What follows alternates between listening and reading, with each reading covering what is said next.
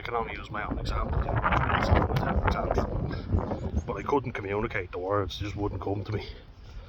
You know, being disabled and being in Ireland, you know, having a broken family, you know, my parents always arguing and round. Stress was up to fucking 90. You know what I mean? There was tension underlying. And like I say before, like, we didn't really want for anything. If we needed stuff like school books, uniforms and all, that was fine. But there's more to life than that. And I remember just being in school and being miserable, you know, the big grey face on me, and oh, it was horrible. I was depressed for most of school, especially as I got to 15 all the way through 18. Ironic that that's the year, you know, where it starts. The 15 to 25 age bracket is the highest rate of suicide in Ireland. You know, and why it's particularly high for Irish young men, I'd say, is because we were all made out to be useless. You know, you'd see foreign students coming in and being lauded, you know, they were told they were brilliant, and everyone was so impressed by their culture and our lack of knowledge and culture. You know, we didn't know anything about religion, and that's because our parents didn't teach us, because they were fed up.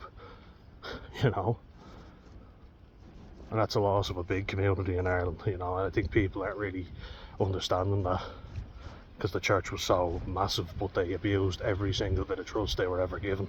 So it's only natural people would turn away, and the knock-on effect is kids aren't going to be as knowledgeable about the 10 Commandments, thou shalt not covet thy neighbour's wife and all that. I was the only one that knew any of them.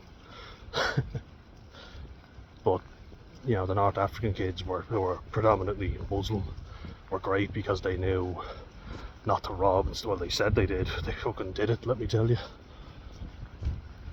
But we were made out to be ticks, useless, you know.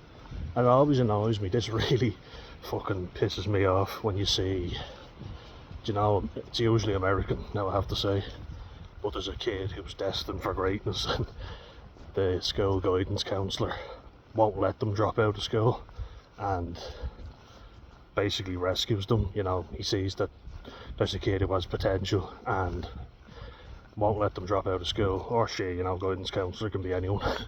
It's usually male in the films, but they say, I'm not letting you waste all your potential. I thought, wouldn't that have been fucking nice? We had to do all of that. I'm not saying I was a superstar in rugby or whatever, but I certainly would have used the chance that I was given. I was anxious, you know, like if there were lads who weren't as good as me who were asked to play in the older team, they said yeah, and I was nervous about it. But I could have been helped, you know. There's never really much of that, which pisses me off greatly.